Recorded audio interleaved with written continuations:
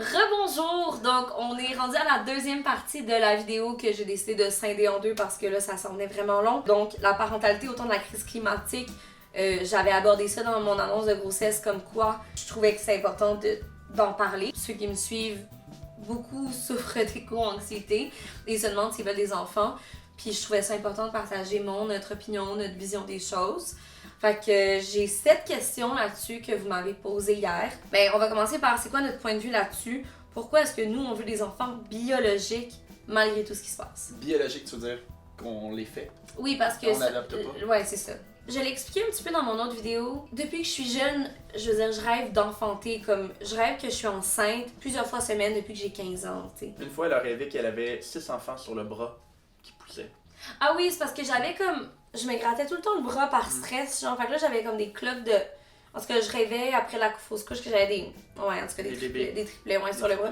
Mais tu sais, j'ai déjà rêvé que comme j'accouchais d'un enfant qui accouchait d'un autre enfant, puis comme c'était infini comme boucle. C'est très, très présent dans mes rêves, la grossesse, l'enfantement, tout ça. Fait que je pense que c'est viscéral chez moi. Fait que pour moi, peu importe ce qui arrive autour de moi, c'était comme quelque chose... Ben, je veux dire, si on avait été en guerre nucléaire, on n'aurait peut-être pas fait, mais c'est quelque chose d'irrationnel, tout d'abord, comme choix. Je m'en suis tuée tantôt. Ah oui, tu t'en es mis partout.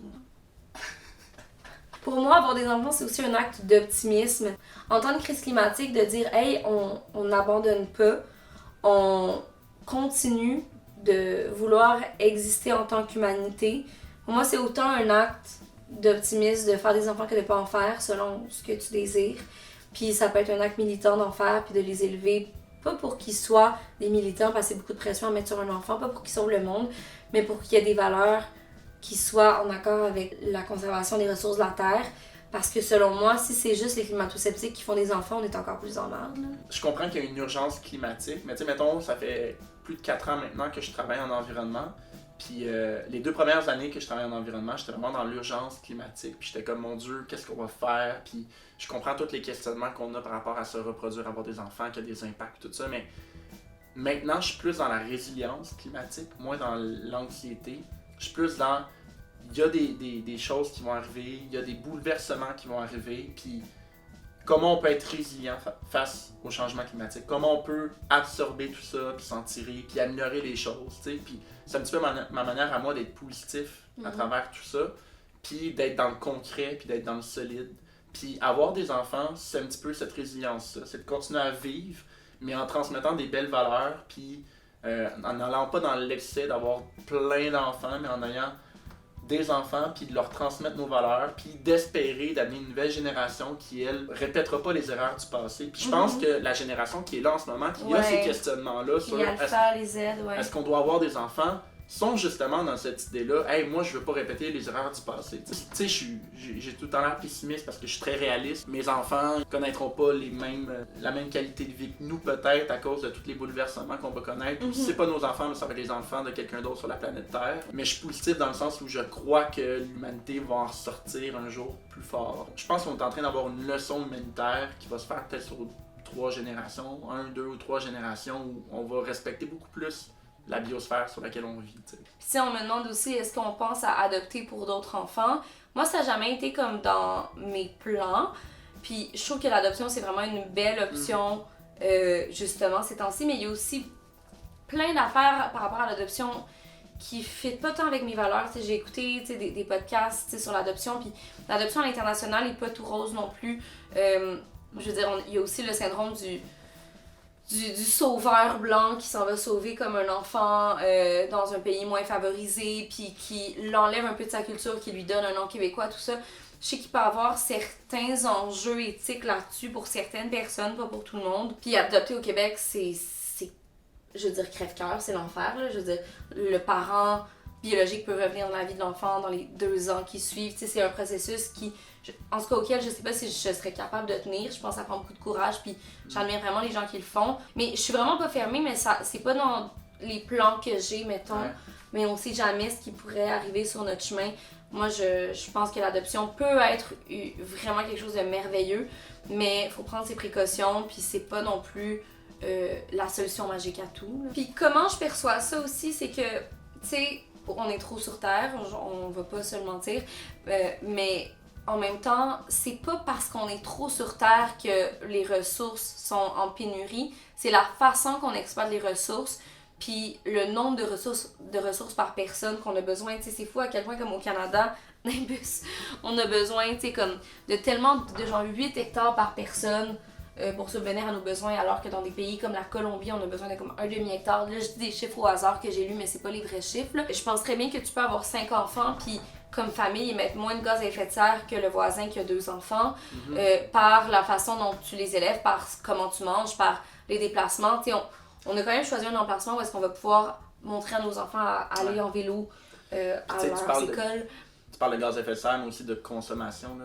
Tout ce que ça implique, oui, la consommation, c'est les GS, mais c'est beaucoup aussi les déchets. Tu sais, tous les déchets. Là. Puis, tu sais, on a un qui a remonté, il n'y a pas si longtemps que ça, là, la génération de nos parents, là, où il y a 60 ans, là, avait beaucoup moins d'impact sur l'environnement en termes de déchets, en termes de GS. Il y avait 14 enfants. Qui étaient genre 7 à 12 enfants, alors qu'aujourd'hui, ben, tu sais, il y a des familles de 1, 2 ou 3. Et on pollue plus, on consomme plus. Donc, je pense qu'il y a un travail à faire là avant d'en arriver à ne plus faire d'enfants du tout. Là, ça, c'est mon opinion. Un enfant, ça pollue parce que je veux dire, ça existe, mais ça pollue aussi parce que comme on lui achète des quantités astronomiques de jouets, on le garde dans plein d'affaires, ça a besoin de se déplacer de plein de façons.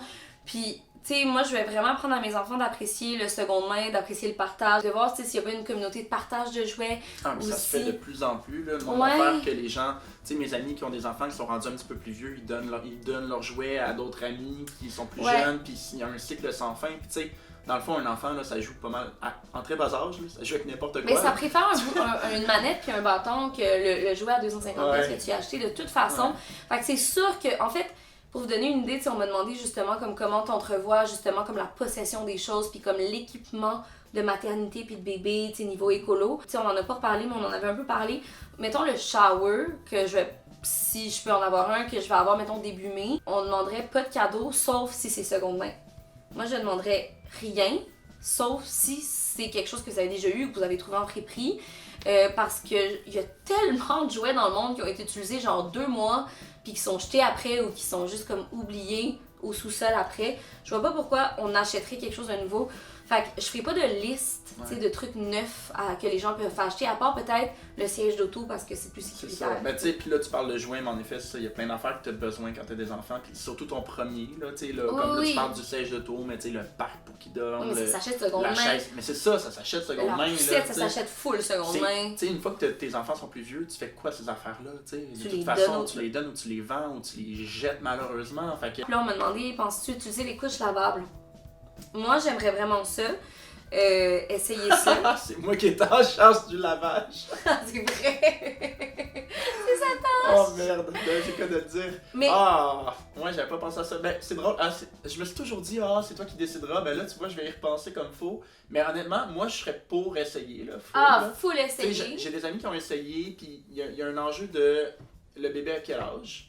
Tu sais, puis parce qu'il y a une question de taille, de la couche, je sais pas trop quoi. Honnêtement, je me suis pas informé ben là-dessus. J'ai des amis qui l'ont essayé. Il y en a qui trouvent que c'est le rêve, d'autres qui trouvent que c'est du trouble. Il y en a d'autres, ça dépend des contextes à la maison, ils vont les faire, mais quand ils vont à l'extérieur, ça va être des couches. À la garderie, des fois, c'est pas autorisé parce que tu transmets les maladies plus facilement. Je pense qu'on va y aller avec go with the flow. Tu sais, m'amener aussi, nous à Chambly, en fait, ils compostent les couches, là. Ils compostent, c'est-à-dire qu'ils.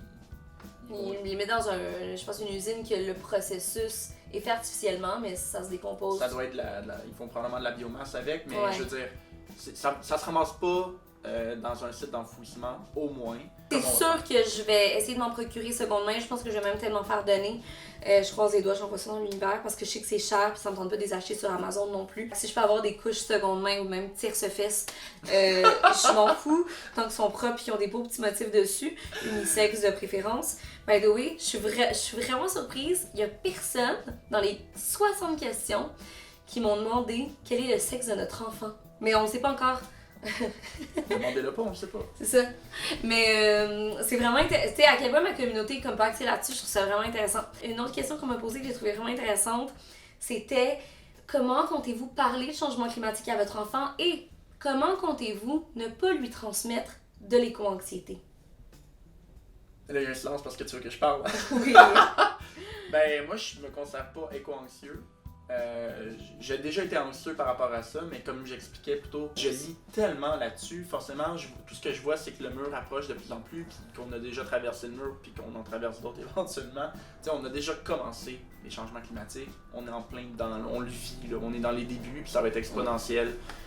Fait que c'est hors de notre contrôle. Tout ce qu'on peut, c'est essayer d'arrêter ça le plus tôt possible, puis d'être en mode solution, d'adaptation des changements climatiques.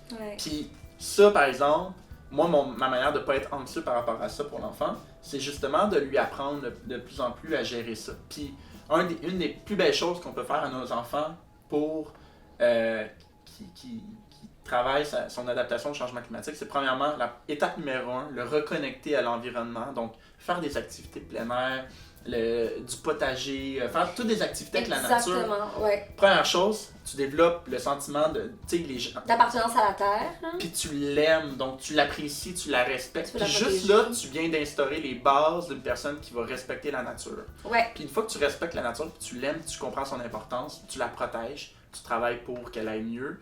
Fait que ça, c'est la base numéro 1. Puis la base numéro 2, ben, ça va venir par la suite de trouver des solutions, d'intégrer les gestes du quotidien qui apportent des solutions. Puis je pense que si tout le monde en fait ça, ben on n'a plus d'enjeux climatiques comme on en connaît. L'éco-anxiété, ça se gère par l'action. 100%. Vraiment, puis je pense que je suis pas éco-anxieuse tant que ça. Ben, je le suis un peu quand... Il y a certaines données, comme par rapport à la neige au sol, moi qui me... Oh mon Dieu, on aura peut-être plus de neige au sol comme dans 70 ans, bref. Je ne centrerai pas là-dessus parce que je sais que ça rend des gens anxieux, mais c'est le fait d'avoir créé ma vie en fonction de l'adaptation au changement climatique, puis de faire des gestes au quotidien. T'sais, l'emplacement de notre maison a été fait pour... Bon, oui, on prend l'auto bien plus qu'à Montréal, c'est sûr. Surtout l'hiver, je vous l'avoue. Je vais plus en vélo là, à l'épicerie. Mais ça reste que comme... Je sais qu'on a la possibilité de ne pas être dépendant au pétrole. On a la possibilité de manger des fruits et des légumes qui proviennent de notre jardin l'été. On a la possibilité d'aller acheter en vrac. On a la possibilité de composter dans la cour. T'sais, on a plein de possibilités. Puis ça va vraiment...